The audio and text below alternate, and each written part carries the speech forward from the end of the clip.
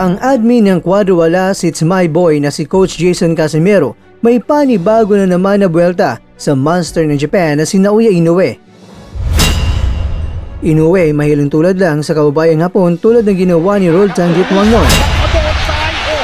Kenneth the Loverboy Luber, walang pag-alinlangan na sinabi niya sa Japanese media na handa niyang kasahan ang WBC o World Boxing Council Bantamweight World Champion na si Junto Nakatani. Oh,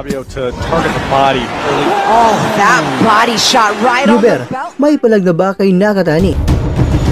Dito po galing mga kakwento ang balitang ibabagi ko sa inyo. Kaya tara, kwentuhan na.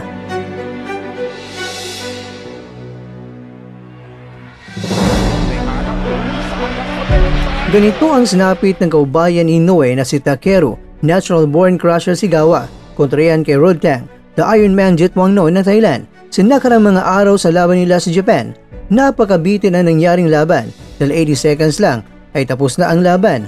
Kaya naman, ang admin ng Quadrawalas It's My Boy ay nagbigay ng kanyang salubin dito o reaksyon. At alam naman natin, ng admin na yan ay itong si Coach Jason Casimero. Kung sa ating nakaraan na video mga kwento, ay bumanat si Coach Jason kay Inoue sa pamamagitan ng pag-comment sa post ng Top Rank Boxing sa poster ni na Inoue at ni Ramon Cardenas.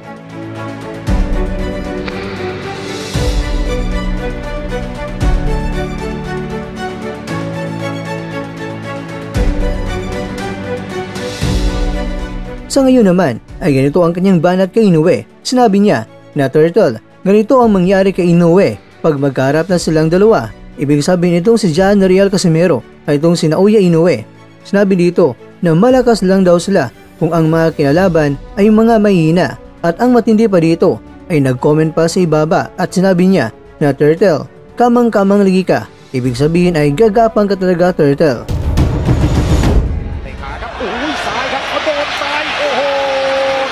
Samantala, sa usapang round 1 na yaba, bida din ang ating kaubayan na si Loverboy dahil pagkatapos na iniligpit niya itong si Keita Kurihara sa round 1 lang din, ay aba, walang pagdadalawang isip na sinabi ni Luber na handa siyang kasahan itong WBC Bantamweight Champion na si Nakatani.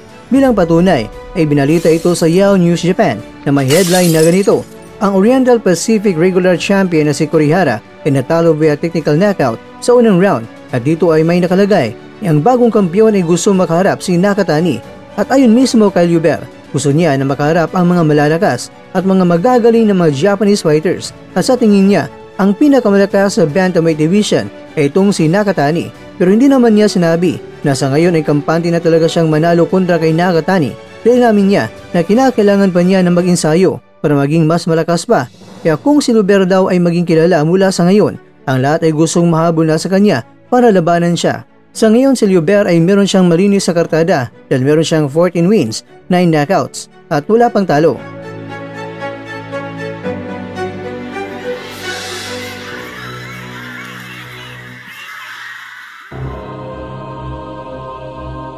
Mga kakwento, maisingit ko lang malapit na laban kasi ni Prince Albert Pagara. Sa Thailand po ang kanyang laban at siya po ang kanyang makakalaban.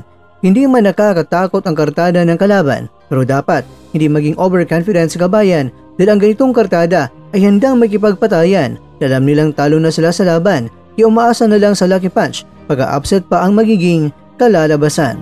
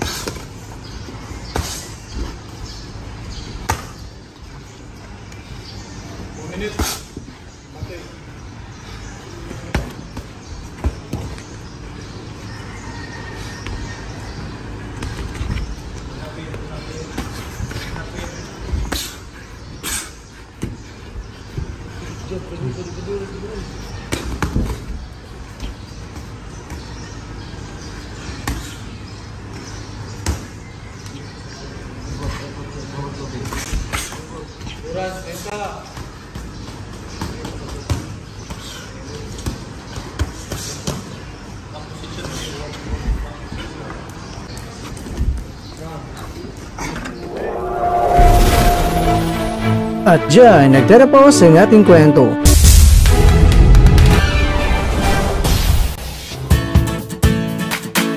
Maraming salamat mga kakwento sa inyong panonood. Pero baka naman mga kakwento ay nagustuhan niyo po ang kwento natin ngayon. Baka pwede niyo po akong mabigyan dyan ng like, subscribe at pa-click na rin sa bell button.